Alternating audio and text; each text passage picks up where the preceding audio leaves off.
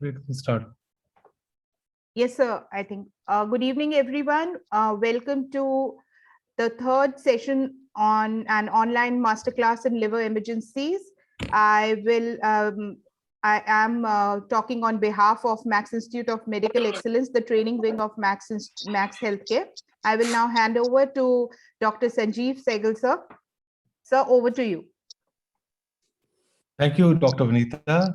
And I extend a warm welcome to all of you in this third session of Masterclass in Liver Emergencies. We had the first one where we started this.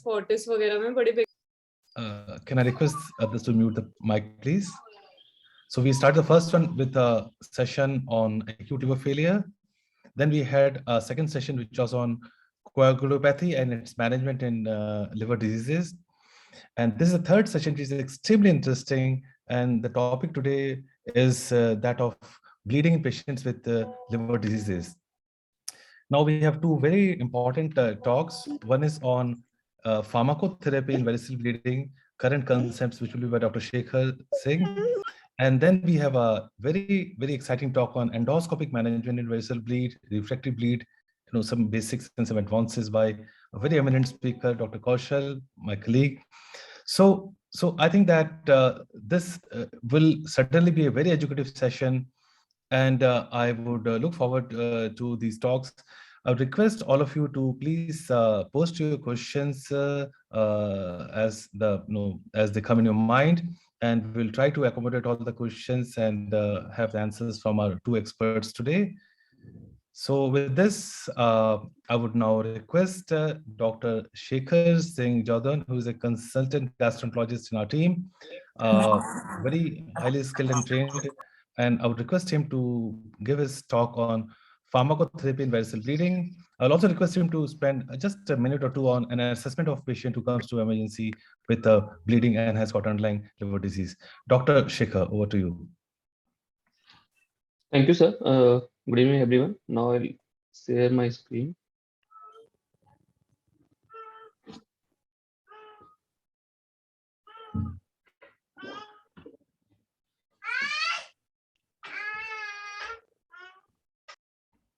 So today's first talk is about pharmacotherapy in variceal bleeding, current concepts. So portal hypertension, we know it's an increase in pressure gradient between portal venous system and hepatic veins. Major consequence of advanced stage of a chronic liver disease, and most of the complications in cirrhosis ultimately happens because of the portal hypertension. And the development of esophageal gastric varices and occurrence of variceal bleed is an important event in the natural history of the cirrhosis. And short-term mortality of variceal bleed has been declined from 50% in early 1980s to about 14 to 20% in the current series in the recent time because of the advance in the medical management and endoscopic management. So as the liver disease advance, there are some stages of the portal hypertension. In stage 0, there is no significant portal hypertension, and then as the portal pressure increases, it progress to the portal hypertension, and these are the patients who have the low risk of development of the varices, and they are also the minimum risk of the complications. As the disease further advance with increasing portal pressure,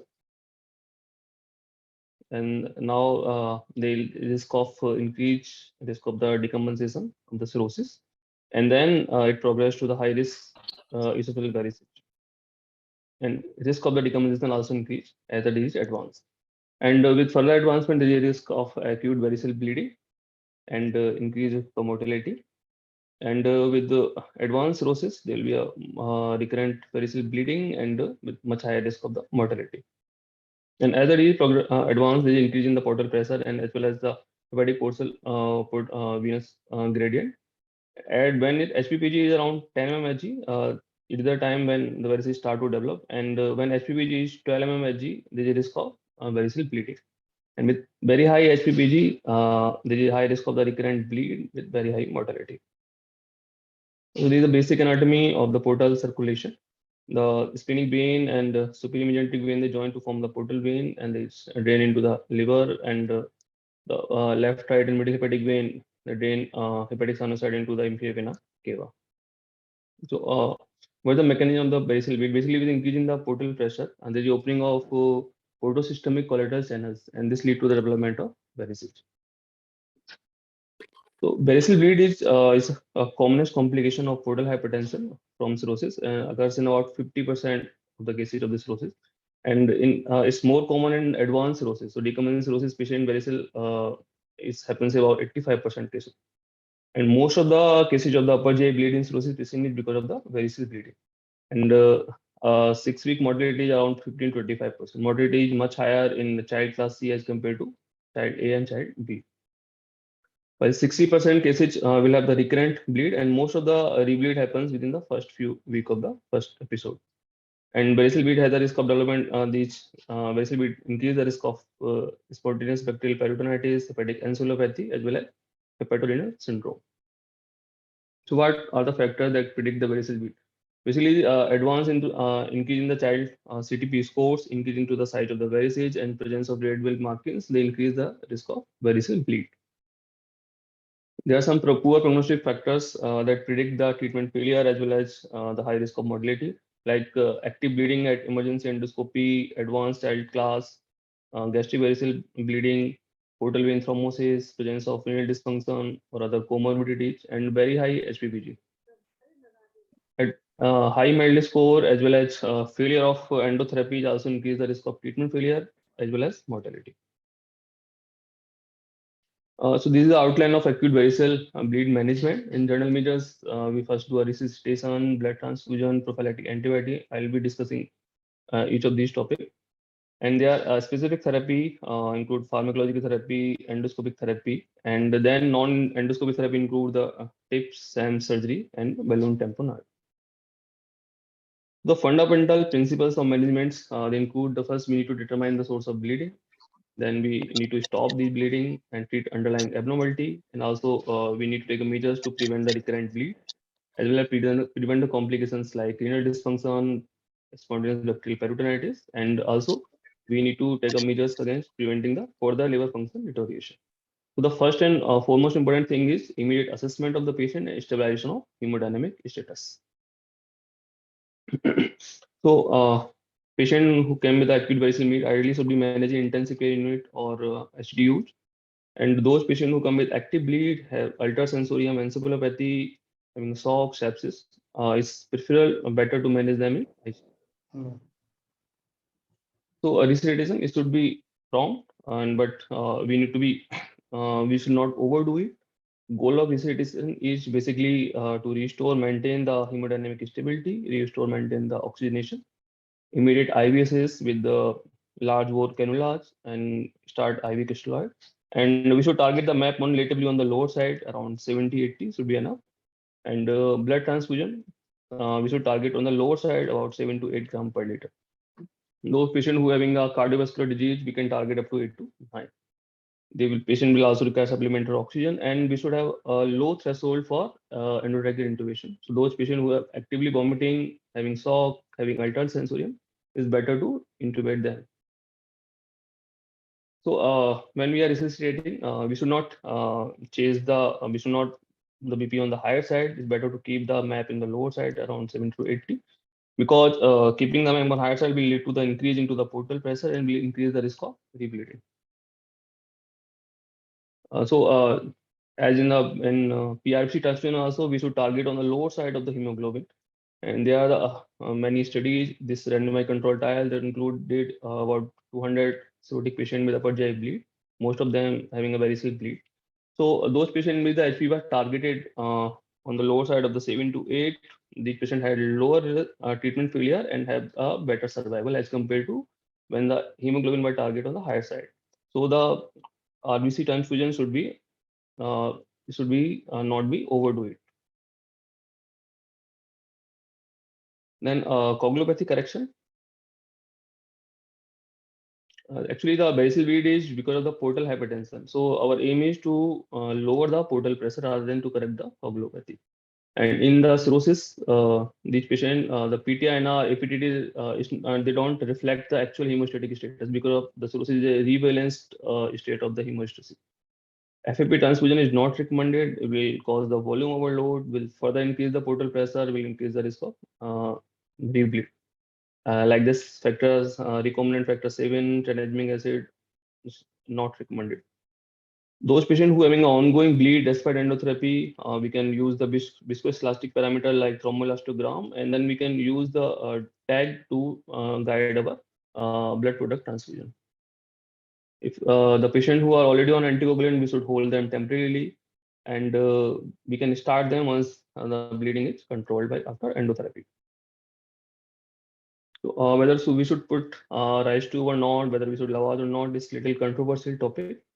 The potential benefit of doing a RT lavage is we can assess the severity of bleeding, we can assess the amount of blood loss, we can see whether it's altered blood or a fat blood, and we can also aspirate the blood to prevent the encephalopathy.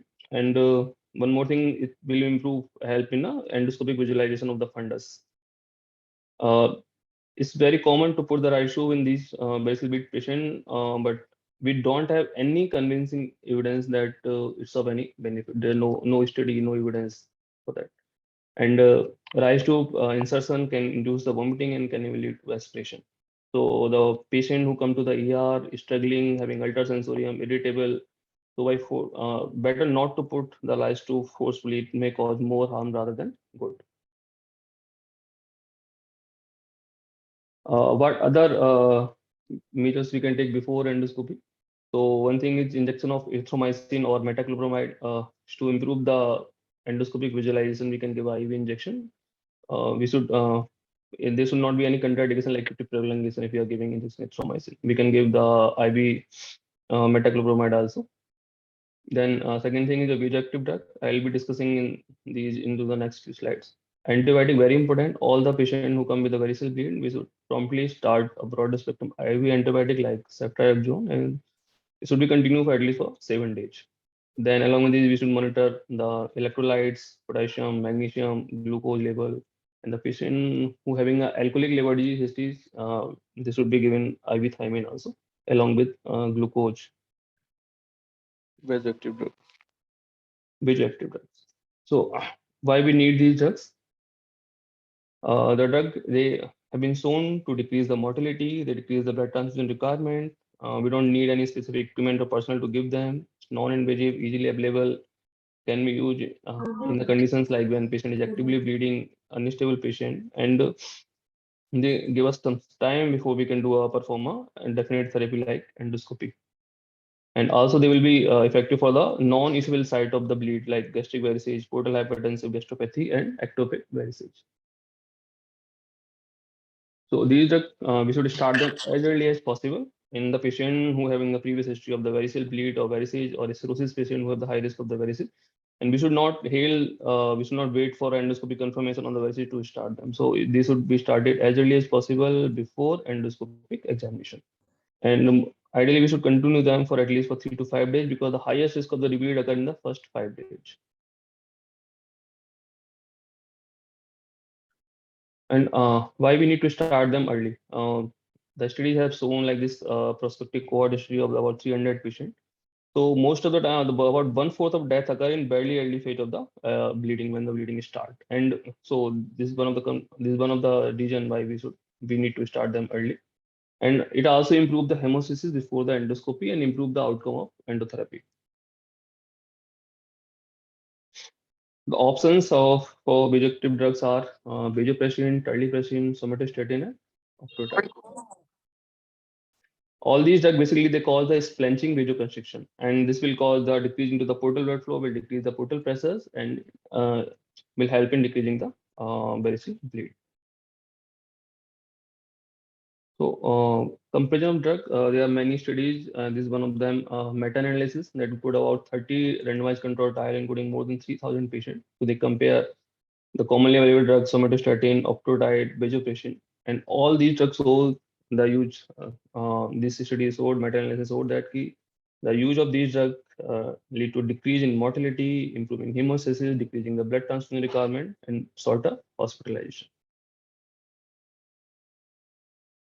And in this meta-analysis, there was no difference between between these, like 20% compared with somatostatin, with vasopressin, octreotide with 20%. There was no difference in efficacy between these drugs.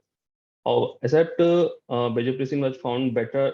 Octreotide and somatostatin were found better than vasopressin. So first drug is the talipressin. It's a vasopressin analog, preferentially bind to the B1 receptors, and better adverse effect profile, less chances of the severe side effect as compared to vasopressin. Is also helpful in HRS, that's common in variceal bleed patients, and we can give it as an intermittent bolus regime.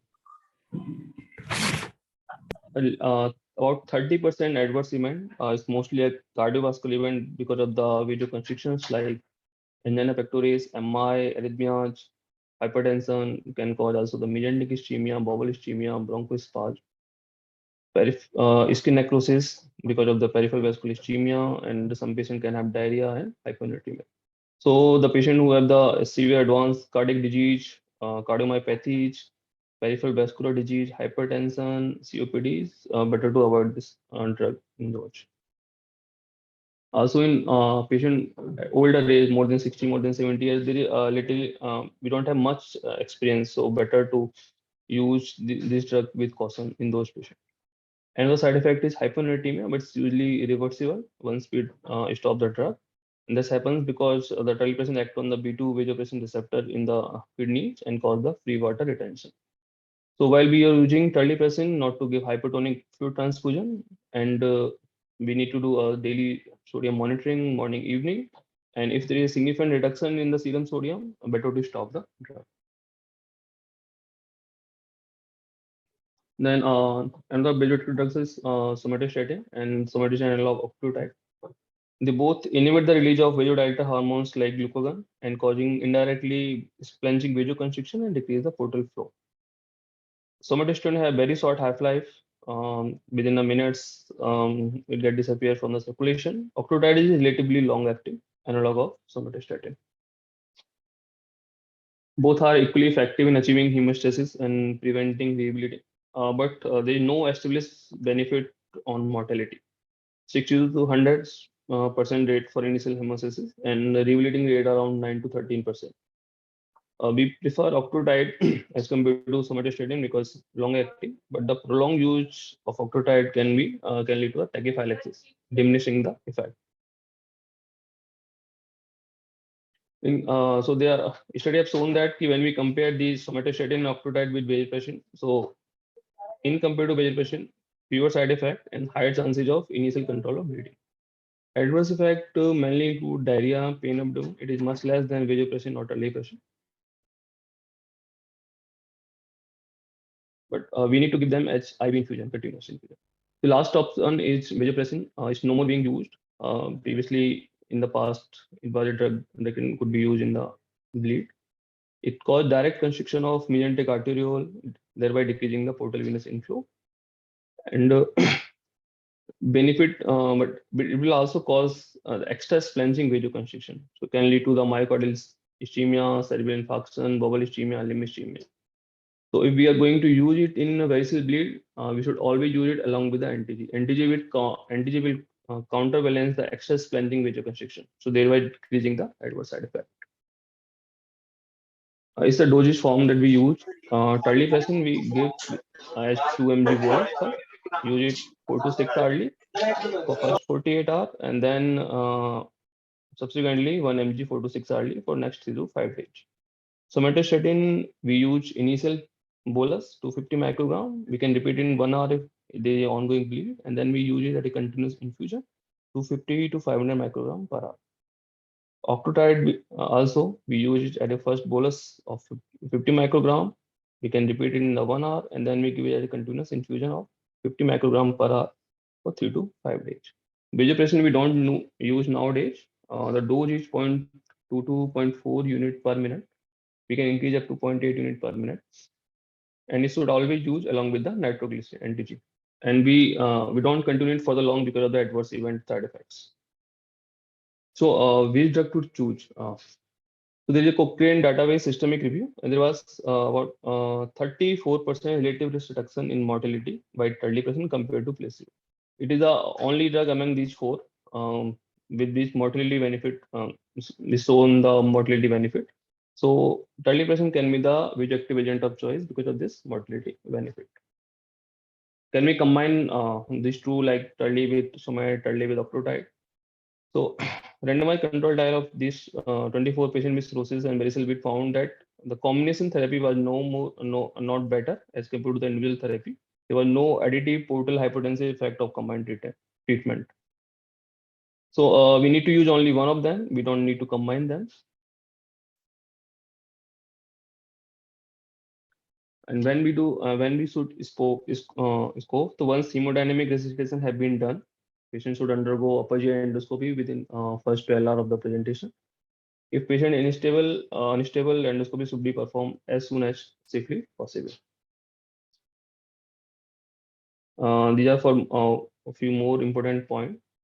If the patient is already on a beta blocker, we should stop them, and then we can restart once bleed is stopped, patient is off the vasoactive drug and hemodynamically stable.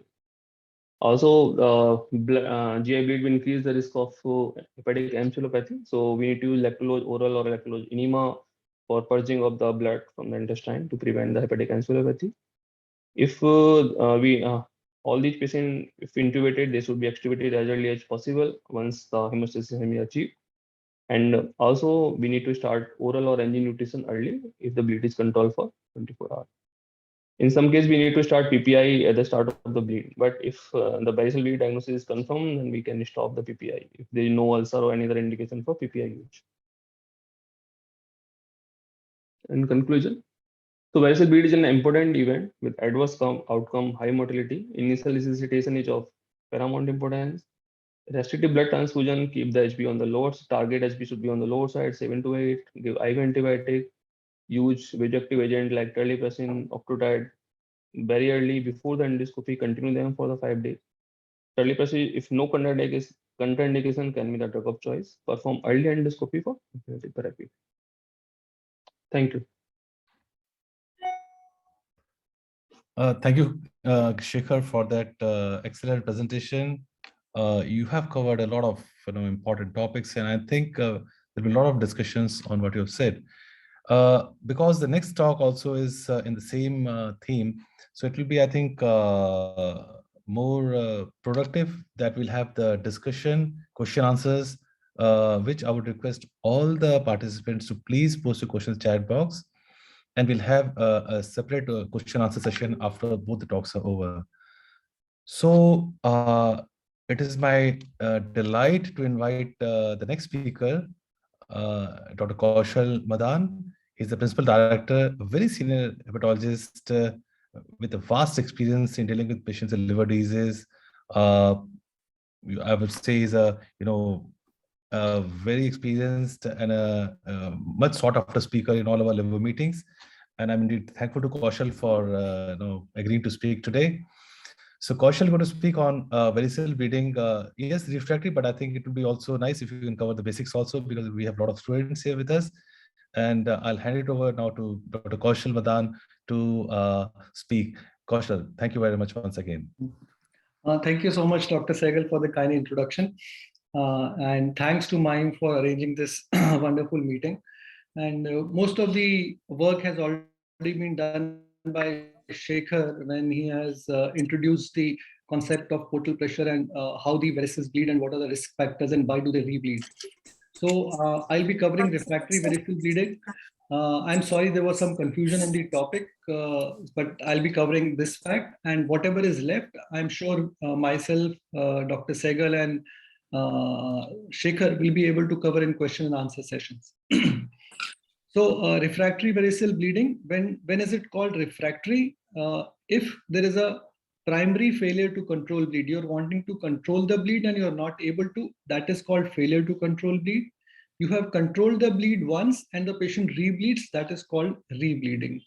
And how do we define it? So this is important because all these patients, you'll have a Ryle's tube in place. They may continue to have a melena. They may continue to have a red colored aspirate. How do you make a diagnosis whether the patient you failed to control the bleed? So if you have any one of the following 2 hours after starting the specific treatment, like Dr. Shekhar told you, that patient came in, you thought it was variceal bleed, you started the patient on terlipressin, but after 2 hours, if there is a fresh hematemesis, or more than 100 ml of fresh red Ng aspirate, yes, you have to differentiate between what is a fresh red Ng aspirate and a coffee ground emesis. Coffee ground aspirate means old blood, fresh red means ongoing bleed. Fresh development of hypovolemic shock, which was not there earlier. Don't just wait for the patient to show up with hematemesis. If there is hypovolemic shock, means patient is bleeding. Or a 2 gram drop in hemoglobin within any 24-hour period. Please remember why this definition has been given. Patient may not present as hematemesis, or the Ryle's tube may be blocked with a clot and you may feel that patient is not bleeding actively, when actually he is bleeding inside the abdomen and may go into shock and there is a drop in hemoglobin. So you have to monitor all this to be able to catch a patient who has a refractory bleeding. Now, rebleeding can be of 2 types. Shekhar also talked about it. Early rebleeding, when it is up to within 5 days of control of bleeding, or late rebleeding, which may occur up to beyond 6 days, up to 6 weeks. And like he said, patients who are at high risk, 60% of them may rebleed within this time. The early rebleeding represents failure of the primary therapy. You done an endotherapy on a patient and he rebleeds within 5 days. That means your primary therapy has failed.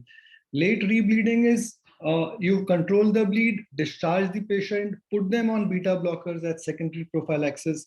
So this represents failure of secondary prophylaxis. Coming to the management, now I'll talk about very specific issues. So whenever a patient of cirrhosis comes with bleed or rebleeds, the people in ICU run to correct coagulopathy. I think Shekhar did touch upon that, but please remember, do not indiscriminately keep transfusing platelets or fresh frozen plasma. They may increase the portal pressure and patient may rebleed because of this transfusion. So just to give you an example, this is the study from All India Institute of Medical Sciences. 60 patients who had variceal bleed and severe coagulopathy. They corrected the coagulopathy based on thromboelastography or conventional correction. Conventional correction means bringing the INR down to 1.5, getting the platelets upwards of 50,000. So look at this. All patients in this group required FFP or platelet transfusion, whereas only 4 in this group required FFP and platelets. And patients who were given less transfusion of blood products had a better survival and lower risk of rebleeding as compared to those who were given higher number of products. So please don't be indiscriminate in correcting coagulopathy. Vasoactive drug, Shekhar talked about these vasoactive drugs just prior to this. So what is the optimal duration of vasoactive drugs? What happens is you do an endotherapy and there's a tendency to stop terlipressin or somatostatin. But look at this particular study, 50 variceal bleeders given sclerotherapy or band ligation. You can see there's an initial rise in their HVPG after the procedure.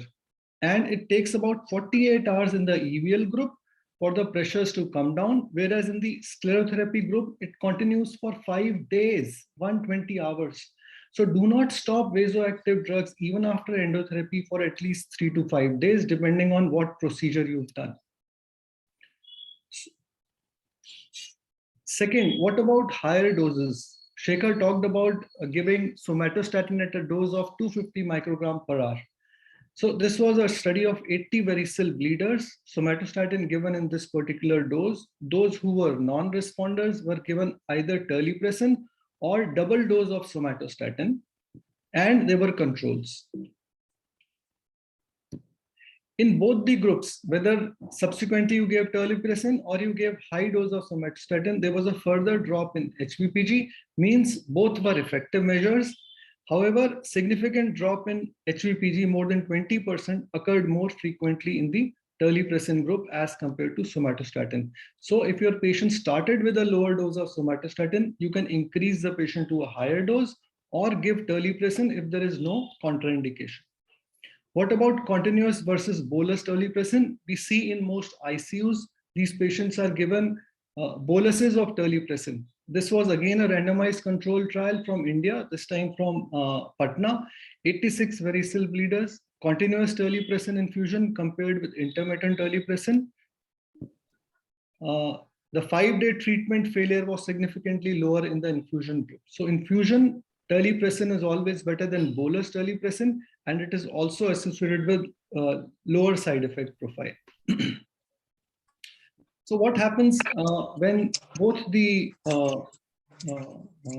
pharmacological therapy or endotherapy fails? You have to fall back on salvage options, and one of them is transjugular intrahepatic portosystemic shunts, where you connect the portal vein with the hepatic vein with the portal vein and place a stent there, which leads to decompression of the portal pressure into the systemic system and stops the bleed. The indications are either preemptive tips or salvage tips. Preemptive tips is when the patient comes in with bleed, you have stopped the bleed, but even before he rebleeds, you preempt that patient is at high risk, and therefore you do tips. This is for prevention of refractory bleed. And salvage tips is when patient there is either a failure of control bleed or early rebleeding. This was the initial study in which preemptive tips was done, published in NEJM, in which 63 patients with acute variceal bleeding they were either child C but less than 13 CTP score, or child's B with actively bleeding spurter on initial endoscopy. You remember Shekhar told you that patients who are actively bleeding on initial endoscopy have a higher risk of rebleed. So after initial endotherapy, they were randomized to receive either EVL plus beta blockers or early tips within 72 hours. So patients who were given tips, their freedom from uncontrolled rebleeding was significantly better as compared to those who were put on drugs plus EVL. And the survival was also significantly higher in the early tips group. So patients who are at high risk, you can do preemptive tips and prevent early rebleeding and therefore mortality. Further, delaying the tips in the EVL plus beta blocker group and using it as a salvage resulted in loss of 64% of patients in this particular group. So not only this could prevent mortality in the group in which it was used, it also could prevent a mortality in a third of patients when used as a salvage tips. So is there another guide by which you can tell this patient is likely to rebleed and therefore should undergo an early tips? The answer is yes, by measuring the portal pressure or hepatic venous pressure gradient. So this is a study of 116 cirrhotics with acute variceal bleeding after endoscopic therapy. HVPG was done and they were divided into two groups. Those who were low risk group, that is HVPG less than 20 millimeter Hg, and high risk group, that is HVPG more than 20 millimeter Hg. I'm sorry about the background noises. The high risk group was then divided into two groups, those who were given tips or those in which tips was not done. Again, you can see that the group in which tips was done, the high risk group, if tips was done, the treatment failure rate was significantly lower as compared to those in which tips was not done. So high risk patients who have high HVPG, that is more than 20 millimeter Hg, should be offered preemptive tips in order to prevent treatment failure and therefore mortality. So again, the indication, just to summarize, the indication for preemptive tips, that is within 72 hours of initial bleeding, may be a child C patient, but the CTP score should be less than 14. a CTP-B patient with active bleeding on endoscopy, or you measure the HPPG after the initial control of bleeding. If it is more than 20 millimeter, it is a high-risk patient and should be offered preemptive TIPS. But remember, sometimes TIPS gets delayed and patient is already too far beyond to be salvaged. So what are the indications of futility when TIPS is not going to be effective? If the patient has a MELD of more than 30, a CTP score of more than 14, or lactates more than 12. So this is an important thing for clinicians working in the ICU. Another important issue is many people believe that patients who have high bilirubin at presentation or hepatic encephalopathy at presentation are contraindications. But if these problems have happened post-bleed, they should not be taken as contraindications. So a high bilirubin, HE precipitated after a bleed, or ACLF-like presentation should not be considered as contraindications to TIPS. But there's always an issue that these patients have to be temporized or bridged toward TIPS. So how do we do that? If the patient is bleeding massively, you cannot even take that patient to the cath lab. So how do we bridge these patients or stop the bleed for at least a few hours or a day before they can be taken up for TIPS? We are all well aware of this particular tube. This is called the Singh Blackmore tube. We have all used it over last 2 to 3 decades to control actively bleeding varices. So for the residents, this is almost like a Ryle's tube, but it has got multiple lumens and it has got 2 balloons. This is the gastric balloon. This is the esophageal balloon. You put it like a Ryle's tube, make sure that the tube is in the stomach, inflate the gastric balloon and pull it against the GE junction. Since the varices start developing, the flow in the varices, esophageal varices starts from the GE junction. So this acts like a tamponade and is able to stop bleed in more than 80% of cases. However, unfortunately, these days, it is not commercially available and is associated with serious adverse events such as aspiration pneumonia, esophageal perforation, and ala-nasal necrosis. So now we have a different system or a more effective system called the Ella-Dennis stent system, in which it is a loaded, fully covered, self-expanding metal stent, which can be put both bedside as well as under fluoro or through endoscopy. And it also has a balloon which helps in its placement. And when it is expanded fully in the esophagus, it is able to lead to tamponade and stops active bleeding. So I'll just skip this part. Most important thing with the Ella-Dennis stent is that it gets dislodged. There is a stent migration which can happen in 25 to 40% patient and is responsible for rebleeding in this group of patients. But both the Singh tube as well as self-expanding metal stent are able to stop bleed in more than 80 to 90% patients, and they can be actively, effectively bridged toward TIPS.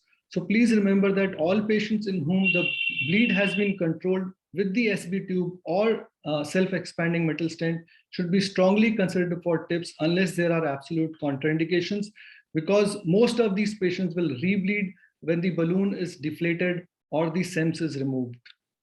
So this tamponade treatment should only be considered as a bridge toward the most effective treatment.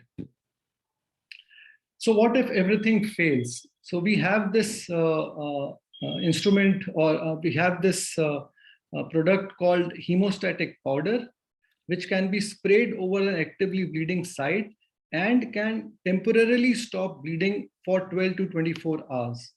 Although the data is scant, this was a study of 9 patients with actively bleeding varices. 21 gram of hemospray powder was applied starting from cardia to 15 centimeter above GE junction. Bleeding was controlled in all 9 patients and no rebleeding occurred till 24 hours. These are the representative endoscopic pictures. So this was the actively bleeding, actively oozing varicose site. So they sprayed the powder. This you can see the powder sprayed right from G junction up to the mid of the esophagus. And this is the endoscopy done 24 hours later, showing no active bleed. And now, since this patient is a high risk group, now can be taken up for a definite treatment in the form of TIPS. Now, there are two more conditions which are associated with significant risk of rebleeding and mortality. One is post-EVL ulcer bleed, which usually happens in about 2 to 3% patients at a median of about 9 days after initial banding, and is the reason for that is presence of high portal pressure and presence of advanced liver disease, which leads to bleeding from these ulcers. And the treatment, most of the times medical therapy is successful by putting these patients on vasoactive drugs, or you can do endotherapy, or patients in which nothing works, these patients can respond to TIPS, and you can salvage almost 25% of these patients. The second problem is gastric varices, which are also associated with high risk of rebleeding. I think Shekhar touched upon that issue. So gastric varices, sometimes the bleed may be very difficult to control. Even after the initial control, these patients may rebleed again. Again, the most important salvage for patients with gastric variceal bleeding and rebleeding is TIPS. We all know that the primary treatment for bleeding gastric varices is by endoscopic glue injection. And nowadays we have a combination of endoscopic coil plus glue injection for bleeding gastric varices. But what about salvage for patients who have a rebleeding or a refractory bleeding? Again, the TIPS comes to our rescue. This is a data comparing TIPS between gastric varices and esophageal varices. And as you can see, the initial control of bleed is equivalent in both gastric varices and esophageal varices. However, with time, people realize that for gastric varices, TIPS alone may not be sufficient. In addition to TIPS, you may have to do portal transvenous embolization, going through the TRIPS tract and going into the varices and embolizing it with glue, or you may have to do balloon occluded retrograde transvenous obturation of the varices. That is because it has been seen that in gastric varices, just lowering the portal pressure may not work. You may have ultimately to block the varices or obturate the varices by embolizing coils or by embolizing a sclerosant or glue. So just a last slide of comparison of TIPS versus balloon occluded retrograde transvenous obturation for bleeding gastric varices. This was a meta-analysis of 5 studies. The immediate control of bleed was similar in the two groups, upwards of 95%. However, the cumulative rebleeding rate, hepatic encephalopathy rate was significantly lower in BRTO group, but development of new ascites or worsening of ascites was higher with BRTO. So to summarize, dear colleagues, refractory variceal bleeding is associated with high mortality. Shekhar already talked about that. Medical management consists of, in addition to vasoactive drugs, coagulopathy correction, but only guided by viscoelastic testing. Do not indiscriminately try to correct coagulopathy by infusing fresh frozen plasma or platelets. So your focus should be on reduction in portal pressure rather than correction of coagulopathy. Continue vasoactive drugs for at least 2 to 5 days after you've stopped the bleeding initially. Higher doses of somatostatin or changing to terlipressin infusion may be effective if there are no contraindications to terlipressin use. TIPS or transjugular intrahepatic portosystemic shunts is best used in preemptive mode in patients who are actively bleeding on upper GI endoscopy when done initially, or if they have advanced liver disease, but the CTP score is less than 14, or if their HVPG is more than equal to 20. For gastric varices, TIPS may be effective for initial control, but you have to combine it with variceal embolization or do BRTO upfront for complete obturation of gastric varices. Finally, tamponade. Remember, tamponade is a bridge therapy. Self-expanding metal stent is better than balloon tamponade. Both are effective in 80% or 85% of patients. SEMS is better than balloon, but watch out for migration of the fully covered metal stent because that is responsible for failure. If everything fails, you have the hemostatic powder, but again, the bleed can be stopped temporarily if nothing else works. Post-EVL ulcers, especially, are difficult to manage. However, they also can be salvaged with tips or glue injection or self-expanding metal stent and temporized by using hemospray. Thank you for a patient hearing. And I'll be happy to take questions. Lovely. Excellent talk, Dr. Kaushal. It's really, very informative, very to the point, and you have really touched upon the issues very well. So now what we'll do is we'll have a, time for a combined question answer, which we receive on chat box or otherwise. And we'll request both of you, the experts, to give your answers and have a fruitful discussion. Now, there is a starting issue which I have really seen somebody discussing. Like this is for Shekhar actually. While using terlipressin, what are the side effects you are likely to expect, and if you have, then how do you manage that? In the same run, if somebody has got a cardiac problem and has got a varicose bleed, so then what is your approach? The most common side effect we see, one of the diarrhea, then hyponatremia, and the cardiovascular issue. The patient can have the volume overload. Patient can have the increase into the blood pressure, hypertension. So if there is a previous history of cardiovascular disease, significant cardiovascular disease, is better to avoid, I think, terlipressin or the patient who are advanced age, like more than 70 years. So we can use just alternative like octreotide, somatostatin. We can use, and we can just get in the time in between. We can get the patient 2D code done. If there any significant cardiac element there, we can use the alternative drug, I think. Right. And when you like resuscitate a patient, patient that comes. So because it's for the students who are sitting here, there are a lot of trainees who are PG students. Somebody is posted in the casualty and a patient comes with the upper GI bleed, and he's got maybe known or unknown history of chronic liver disease. So you did mention that in the resuscitation part, there's some role of coagulopathy, overcorrection has to be avoided, and you did mention about the hemoglobin targets and all. Especially my interest is in the INR thing. So how do you tackle that INR story in a patient who's in a casualty? Like at what threshold you like to transfuse them or check INR? I think in early stage we should avoid using FFP.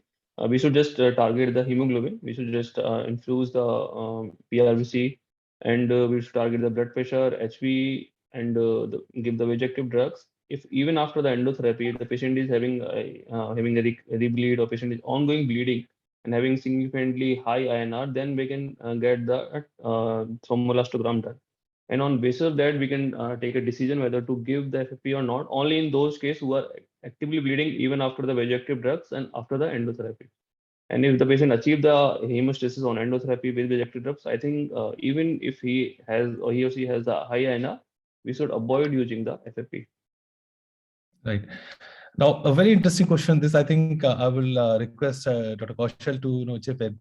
What should be the ideal, bleed? Somebody comes to the casualty with a bleed to endoscopy interval. What is that which is ideal in practice?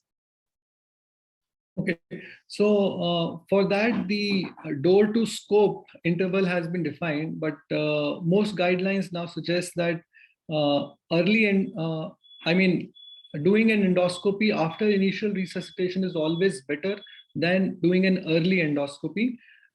It saves lives also.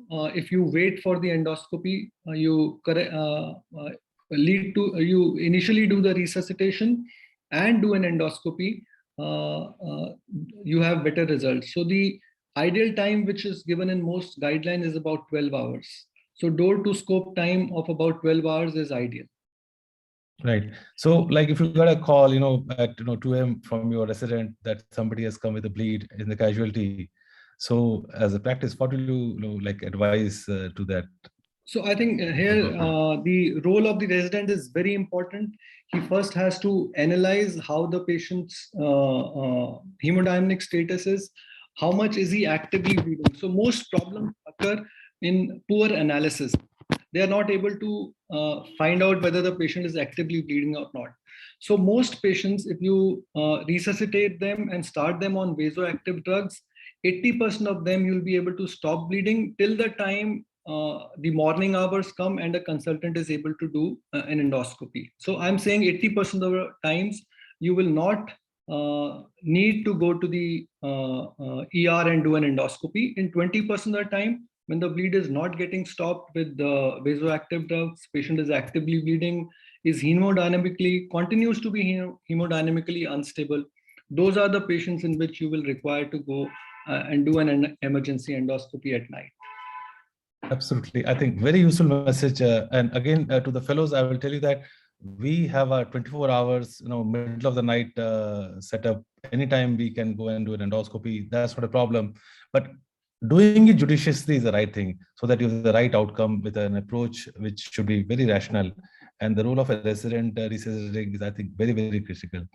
Now, the question which is from Rohit, this is, I think, Shekhar might take it. If somebody is on vasopressin and has developed shock and upper GI bleed in ICU, would you like to add octreotide or terlipressin?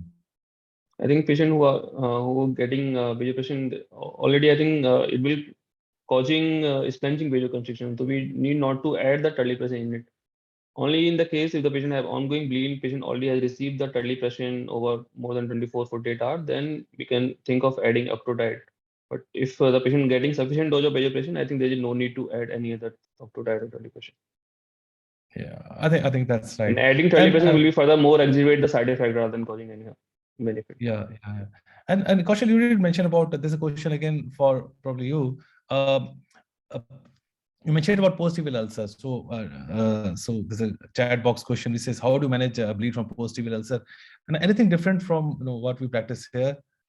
I mean, sometimes we really have these nasty post-tibial ulcers and you just cannot manage them. Right. So any message for the fellows today? Right. So I think, like I mentioned in my talk, that these are one of the most difficult problems, some of the most difficult bleeders to control. But again, the basic concepts of managing the bleed in them also remain the same. When the patient comes in, the first part has to be resuscitation. Second part, even before you do an endoscopy or you put a Ryle's tube, if your suspicion is high, like Shekhar said, start them on vasoactive drugs. In 80% of the time, the bleed will stop. In other 20% patient or 10% patient where you will have to do an endoscopy and you find an active spurter, believe me, it is a difficult spurter to control. So what we usually do, or we have been doing, is either you do banding below the ulcer. If you have a viable varix and there is no ulcer there, so if you have a column in which, say, in the middle, the ulcer is bleeding, you band below the ulcer, you band the varix below the ulcer, that might help you. If that doesn't work, you can inject glue, but remember the glue has to be injected right at the site of bleeding, which sometimes become difficult in a spurting varicose ulcer.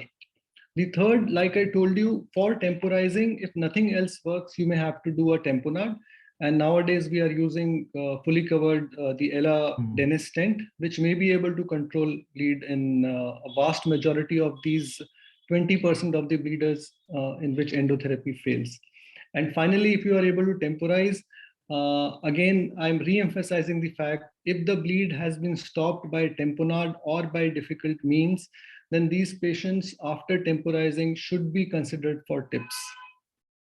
Yeah, I think you have very nicely illustrated all the options, and I think that really is the right approach. There's a question on beta blockers. I think it's not really for active bleed, but I think still, Shekhar, a comment on beta blockers and GI bleed, when to start, and a very short, very quick one from you, Shekhar.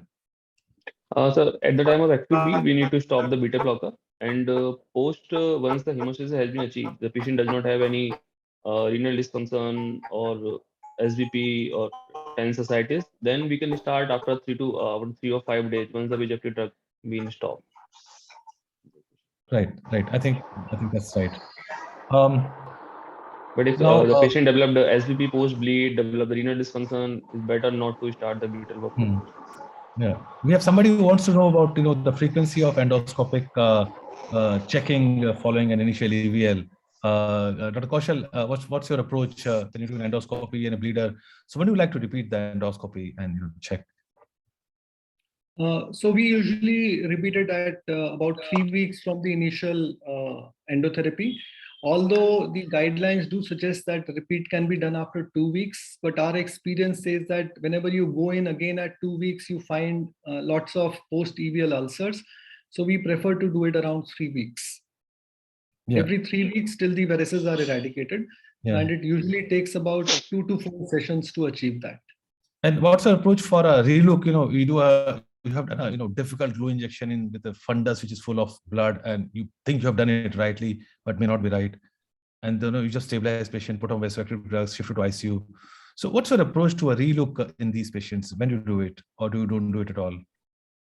I think that's a very important question because I personally feel that if the endoscopist in the initial endoscopy has been confident in identifying the bleeder and taking care of it confidently, there is no need of going in again.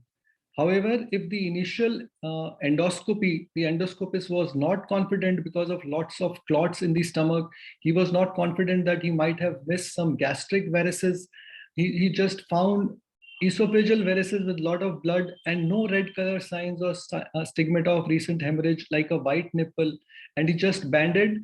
Those are the patients in which you may want to do a relook at 24 hours.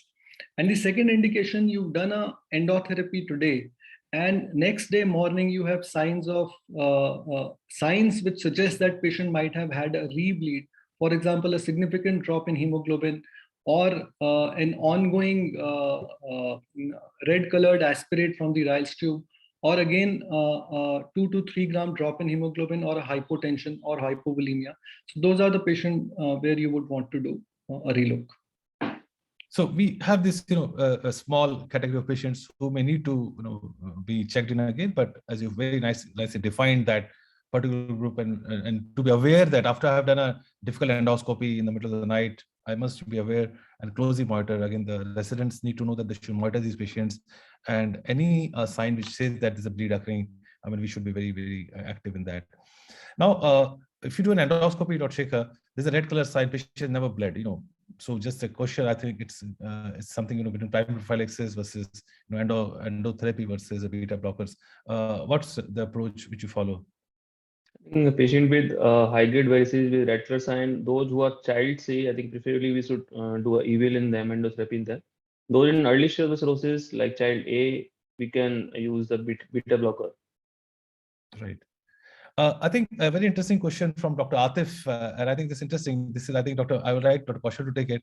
He says that somebody having hematemesis and patient is probably in a peripheral center. So what medication can be given to this patient with hematemesis before referring to a higher center? That's a very practical question. I really appreciate this. So what should the doctor, give as a medication to this patient before referring? It might take, some time for the patient to come to a tertiary care center. Right. So while we were doing our residency, we were taught that even before you call the consultant for an endoscopy, again, you should first resuscitate. And if you are not sure whether patient has a variceal bleed or not, you start these patient on PPIs. You start with a high dose bolus followed by infusion, and also give metoclopramide, injectable metoclopramide. Metoclopramide leads to increase pressure at the LES, which might be able to reduce the flow in the varices. So I think we usually do that in our practice, but obviously these are only temporizing measures. You may ultimately, definitely in a peripheral center, have to refer these patients to a higher center. But again, if they have facility for vasoactive drugs, even octreotide or somatostatin or terlipressin, whichever they may have, they may still be able to stop bleed in 80% patients. I mean, a I bolus think of there is one old saying, like if you do not have any imaging or history, if on examination patient having a palpable spleen, they're more likely to have varices bleed. So the patient on examination with palpable spleen, then likely to have the varices bleed rather than peptic ulcer bleed. So we can have more specific treatment. So you're advising 2 mg bolus of toliprazine in the periphery with somebody with bleed and spleen, right? Is that the message, Yes, Shekhar? Seriously, I'm asking you. can be, Seriously. yes. Right, Yes. right. I think Kaushal I think agrees. that message is right. And one more thing, there is, even if it is not a varicose bleed, even if it is an ulcer bleed, you will not be doing any harm if you give somatostatin.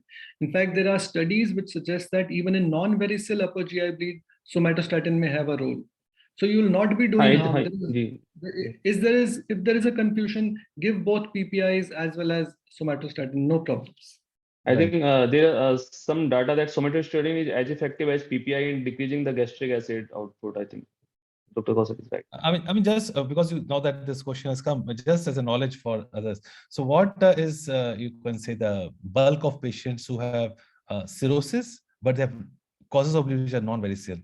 So, it's a non-varicose cause of bleed. So, what is that percentage, Shekhar? What do you think? Ask the question again, please. Patient has cirrhosis of liver and is bleeding, but the cause of bleed is not varicose. So, what is that? Like I think the more than 80% bleed are varicose bleed. So I think 15 to 20% case these patients might have the non-varicose cause of the bleed. So even if you're doing, I mean, Tali, you probably are not, having harm to the patient. Correct. And this again, I think somebody, Prakhar Garg has, asked this question. I think he wants Kaushal to answer this. When you've done a glue injection, 1 ml or so, like what do you do after that? Do you try to probe it? Do you want to re-inject if it is soft? It just probably the technique part he has asked. So I think we should have a reply from you would be useful. I think I read that question. I think it's a good question that just a single injection and hoping that everything will be fine will not be a good approach. It is always advisable that you should probe the varix. If it is soft, all the areas which should be soft should be injected by each 1 ml injection till the time in the entire varix is obturated. Yeah, so that is what is advisable. Yeah. And any role of the EUS guided coiling in glue? Yeah, so I think as a primary therapy for large varices, EUS guided coiling plus glue leads to a better obturation of varices and leads to lower risk of embolization of the glue, because the concept is that the glue the coil creates a scaffolding which leads to rapid solidification of glue and clotting of blood within the varix, and the glue is not able to escape and embolize to the lungs. So that is the advantage of coil plus glue. However, in an actively bleeding patient, if the facility of EUS is not available, even just a glue injection would be as good as a coil plus glue injection for initial control of bleed. Second, the advantage of EUS guided coil plus glue injection may be in refractory bleed, where all the varices you are seeing by naked eye may be obturated, but still the patient may be bleeding from a small varix on the side. So those can be picked up by doing an EUS and injecting precisely at the location from where that varix might be leading to a repeat bleeding. Right. And there's one very quick one from Dr. Bhavin. He wants to know following tips to prevent HE, to prevent hepatic encephalopathy, apart from lactulose and gut dilation. Anything else would you like to do? So, see, the patients who have undergone TIPS, I would say almost 60 to 70% patients will have some form of encephalopathy if you test them properly. But clinically significant encephalopathy usually happens in less than 10% patients. If you select your patient correctly, patients who are not having advanced age, do not have a previous history of encephalopathy, or do not have child C status, especially beyond 14, would be the ones who would be at low risk of having hepatic encephalopathy. Those who are at high risk, it is suggested that you already start these patients on anti-ammonia measures. For example, obviously you'll start them on lactulose and rifaximin. And now there is some data of L-ornithine L-aspartate also for treating and prevention of post-tips encephalopathy. Yeah, I think you're absolutely right. I think we're nearing the end of our time, but there are 2-3 questions I can see again. One of them is on the ectopic is a totally new part. Ectopic duodenal varix or enteral varices. You want to touch it, Dr. Kaushal, briefly? So managing ectopic varices, duodenal or enteral, or whatever it is, right? Yeah. So I think the most important point is recognizing that the patient might be bleeding from a varix. So if as a patient has a portal hypertension, you are able to recognize a varix in the initial part of duodenum, which is actively bleeding. I think the means to control the bleeding immediately would be to inject glue. However, subsequently, it is possible that these patients will be having more such ectopic varixes, or just beyond the lumen, there may be a large softer varix which may rebleed. So all these patients should undergo TIPS followed by a portal transvenous embolization of these particular varices, if possible. But yes, the initial control while the patient is bleeding is by glue. Yeah, I think that's right. And I also seen that, sometimes when the patient is actively bleeding, these ectopic varices don't, become evident, they're collapsed, and Right. you really can miss them. And I've seen it in the best of endoscopies. I've seen, duodenal varices getting missed. So it's really important to, enter and see the duodenum and spend some time. But again, these are things which are, always there when you're dealing in a practice, day-to-day practice. I think one doctor is still discussing about beta blocker versus EVL in primary prophylaxis, especially in the child C patients who has never bled. Shekhar, very quick comment from you. I think the patient who having a grade 3, grade 4 varices with red colour sign and having a child C, these are the patient, I think EVL may be the better, because in Indian cirrhotic patient with advanced cirrhosis, they poorly tolerate beta blocker at therapeutic doses. So we are giving beta blocker, we need to see whether they are achieving the systolic blood pressure below around 90, they are achieving the target heart rate of the 60. So the dose that required to achieve a heart rate and systolic blood pressure target level, they don't tolerate them as good as the Western people do. So I think in these patients with child cirrhosis, with the red colour signs, high grade varices, I think EVL may be a better choice over beta blocker in Indian. Yeah. So before we wind up and close this session, any comments? Any of you, Dr. Kaushal, anything else you would like to educate, to tell the students, tell the fellows, trainees regarding bleeding in cirrhotics? I think most of that has been covered, and I think we have had a very good discussion also. And just to add to what Shekhar just told about primary prophylaxis, I personally feel if a patient has a large varix and has red color signs, it is best dealt by doing an EVL. Putting these patients on beta blockers and having a false sense of security that the portal pressure has come down. You don't have any means of measuring the portal pressure reduction unless you do a regular HPPG. Yes, there are guidelines that reduction in heart rate to about 55 to 60 or a 20% reduction in pulse rate would suggest an effective beta blockade. But still, there have been failures. About 20-25% patients, even despite that, will have high HPPG and may bleed. So such varices, I think, are best dealt with EVL, and especially in child C status, like Shekhar mentioned. Just wanted to add that. Yeah, no, I think that would be my view as well, and I think that would be the more pragmatic approach. I think the questions will keep on coming, but we really have to close this session. I personally feel that I have learned a lot, and it's a very educative session for all of us, and I'm sure the students will have learned. I just also have an opportunity to tell you that this recording will be available on the Facebook of Max Institute, and those of you who want to share, go through it, and you can post your questions and anything which is there which you have not answered. We'd like to connect with you and answer your queries. So it's an ongoing thing, and I also look forward to the 4th session, which we will be doing about 2 to 3 weeks from now. We'll the details of the topics and the speakers, and we will look forward to a great participation like we had today. So, Dr. Vanita, anything from your side before we close the session? No, thank you. Thank you, faculty, Dr. Kaushal Madan, Dr. Shekhar, Dr. Saigal. I think it was a wonderful session. And my request to the course director is one that, since we have a lot of PG students, and not only PG, we have a lot of undergraduate students participating today.